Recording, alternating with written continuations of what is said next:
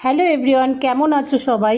Aunty এই চিড়ের পকোড়া রেসিপিটা চেয়েছিল, তাই এটা আপলোড করছি। চিড়েটা ভিজিয়ে একটু নরম করে ঝুরঝুরে করে নেবে আর আলু সিদ্ধ করে নেবে। কিছুটা কারি পাতা, পেঁয়াজ, আদা কুচি, কাঁচা লঙ্কা আর বাদাম। কারি পাতা না থাকলে নাও দিতে পারো, কিন্তু দিলে ভালো লাগে। একটু ভালো করে এগুলোকে সব মেখে তারপর এর মধ্যে নুন, চিনি, ভাজা মশলা দিয়ে আবার ভালো করে মেখে তোমার মনের মতো শেপ দেবে। যেমন আমি কিছু এরকম গোলও দিয়েছি, কিছু আবার ডিমের টেবিলের মতো এরকম লম্বাও দিয়েছি। এরপর বেসনকে হালকা করে জল দিয়ে গুলে রেখে ওইটা চপটা চুবিয়ে আবার শুকনো বেসনে একটু পেঁচে নেবে। এই বেসনের বদলে তুমি বিস্কুটের গুঁড়োও দিতে পারো, ওতে আরও মুচমুচে হয়। বিস্কুটের গুঁড়ো আমার কাছে ছিল না। এরপর তেল গরম করে বড়াগুলো খুব হালকা আঁচে ভাজবে, একবারে জোরে করে দেবে না, তাহলে কিন্তু ভেতরটা কাঁচা থাকবে।